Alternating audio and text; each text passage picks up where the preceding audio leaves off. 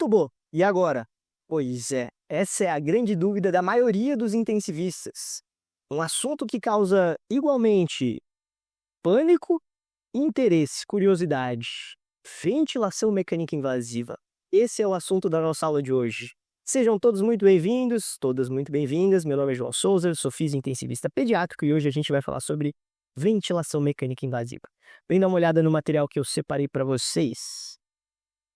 Bom, quando a gente fala de ventilação mecânica invasiva, não dá para deixar de falar sobre o procedimento da intubação. Esse procedimento que eu estou mostrando aqui para vocês, aqui no Brasil ele é exclusivo para profissionais médicos e a partir do momento que o tubo endotraqueal se encontra de fato dentro da traqueia, qualquer tipo de pressão positiva entregue vai ser considerada invasiva, seja se o tubo é orotraqueal, nasotraqueal ou pela própria traqueostomia. Se o tubo acaba dentro da traqueia e a partir dele a gente entrega pressão positiva para o nosso paciente, a gente tem ventilação invasiva. Não é o assunto da nossa aula de hoje falar sobre sequência rápida de intubação, escolha de cânula. A gente vai falar na aula de hoje sobre os principais objetivos do entendimento do funcionamento dos modos e modalidades básicas. É a partir daí que a gente vai construir todo o nosso conhecimento. Depois a gente vai analisar o ciclo respiratório olhando os gráficos, entendendo o que está acontecendo com o meu paciente e como que isso se apresenta olhando os gráficos. Depois a gente vai definir quais são as sugestões de parâmetros ventilatórios iniciais e, obviamente, a gente finaliza aí com a repercussão de cada um dos ajustes. Se eu mexer em um parâmetro, o que isso pode trazer de bom e de ruim no meu paciente. Nessa fase, a gente vai ter uma simulação de caso clínico bastante interessante. Então, papel e caneta na mão, que hoje o assunto está imperdível. Começamos aqui analisando o ciclo respiratório, comparando o fisiológico com o mecânico. Muitos se assustam ao olhar para essa tela, é uma quantidade enorme de informações de fato. E enquanto a gente não estiver familiarizado com as informações que eu posso obter aqui, essa tela, esse momento vai causar um certo desconforto. Vamos então destrinchar e entender um pouquinho mais sobre o que está acontecendo em cada uma dessas etapas, olhando mais de perto aí o ventilador em cada um dos gráficos, dos três principais. Começando aí com o primeiro gráfico, o gráfico de pressão com relação ao tempo, pressão-tempo. Nota-se que é um gráfico que está sempre acima da linha do zero, dessa linha branca aqui. Isso porque a gente ventila o nosso paciente com pressão positiva. Então, os valores são sempre positivos. Outra coisa que vale a pena destacar é que esses valores de pressão são sempre dados numa unidade de medida em centímetros de água. Então, fica fácil de você reconhecer. Notem o próximo gráfico aqui, o gráfico de fluxo dado em litros por minuto. Fluxo nada mais é do que velocidade e direção. Notem que o gráfico de fluxo, diferente do gráfico de pressão, ele tem momentos que ele está acima e momentos que ele está abaixo da linha do zero. Isso porque valores de fluxo positivos estão relacionados com a fase inspiratória do meu paciente. Valores de fluxo negativos estão relacionados com a fase expiratória do meu paciente. Vejam só, olhando os gráficos, a gente tem gráfico de fluxo que vai para cima, encosta na linha do zero e depois ele vai para baixo. Por último, não menos importante, a gente tem o gráfico de volume, dado em ml. O volume, ele se comporta de uma maneira bastante específica. Ele sai da linha do zero, ele atinge uma quantidade de volume durante a fase inspiratória e durante a fase expiratória ele deve retornar à linha do zero. Ok? Agora que a gente já entendeu cada um desses gráficos, vamos entender os momentos. Se cada um desses gráficos, pressão, fluxo e volume, estão relacionados ao tempo, quer dizer que quando eu traço uma linha aqui, como por exemplo essa linha branca, eu tenho o mesmo momento em todos os gráficos. Esse momento ele significa que a ventilação está iniciando a sua fase inspiratória. A gente chama isso de disparo na ventilação mecânica. Notem que é uma fase de mudança. O gráfico de pressão ele começa a partir de agora a subir, o gráfico de fluxo começa a subir e o gráfico de volume também, ou seja, tudo está entrando no meu paciente. E como que é feito o disparo? O disparo pode ser feito de duas formas. ou pelo ventilador mecânico, através da frequência respiratória. Quando eu ajusto lá uma frequência de 20 respirações por minuto, quer dizer que a máquina vai entregar 20 respirações por minuto? Se o meu paciente não quiser participar da ventilação, estiver muito sedado, sim. Então a gente vai ter 20 respirações controladas. Quer dizer que se o meu paciente estiver menos sedado, mais acordado, e ele quiser fazer 21, 22, 23 respirações, ele pode? Pode. Nessas respirações adicionais, a gente vai chamar de ciclos ou disparos assistidos. Quer dizer que existe uma sensibilidade, esse é o nome do parâmetro, que permite a máquina reconhecer o esforço do meu paciente e, a partir daí, entregar valores de pressão ou de volume para ele a partir do disparo. Ou seja, ele começa a respiração e a máquina percebe e sincroniza isso com ele. Quando a gente observa os tipos de disparo, eu também consigo entender o que são modos ventilatórios. Basicamente, os modos são 4. Modo IMV, assisto controlado, SMV e espontâneo. Desses 4, 2 a gente nem vai usar. Por exemplo, o IMV nem existe mais, só em ventiladores muito antigos. A evolução dele é exatamente essa configuração que eu falei para vocês. Modo com disparos controlados, se o meu paciente não estiver participando, mas se o meu paciente quiser respirar, a máquina também pode entregar ciclos assistidos. O SMV, que por muito tempo foi considerado aí uma salvação na pediatria, desde 2016 a gente sabe que também não devemos usar o modo SMV em crianças. Então ele não serve nem para adultos, nem para pediátricos, nem para neonatais. Não, então eu nem vou falar dele. Se o meu paciente tiver mais autonomia sobre a respiração, eu posso usar um modo espontâneo, que a gente vai ver mais para frente. A partir do momento 1, a gente tem o momento 2. Olha só o que aconteceu com os gráficos. O gráfico de pressão subiu, o gráfico de fluxo subiu, desceu e ficou em 0. Isso por quê? Olhando mais de perto, a gente nota que ele acelerou, desacelerou e chegou em 0. Quando eu tenho fluxo 0, se fluxo é velocidade de direção, 0 eu não tenho nem direção. Velocidade, ausência de movimento. Sim, movimento. Se esse 0 acabou de acontecer logo após uma inspiração, ou seja, o gráfico acelerou, ele desacelerou e chegou em 0, significa que o meu paciente inspirou e não tem mais onde guardar esse ar. A velocidade do ar no começo da inspiração ela é mais alta.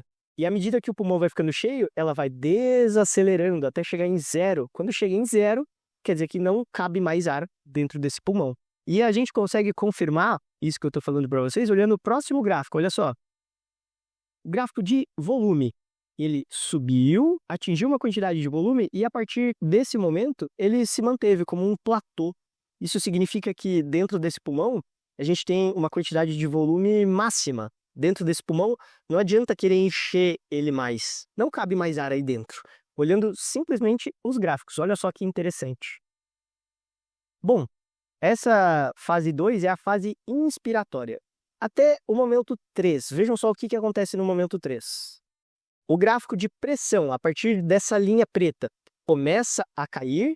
O gráfico de fluxo, a partir desse momento, agora sim, ele vai para a linha abaixo da linha do 0, ou seja, valores negativos. E o volume, a partir desse momento, ele começa a retornar ao 0.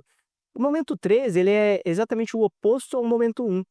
Se o momento 1 é a mudança da fase ES para a fase INS, ou seja, o começo da INS, o 3 já é o começo da expiração, ou seja, acabou a fase 2, que é a fase inspiratória, vai começar a próxima fase, que é a expiração.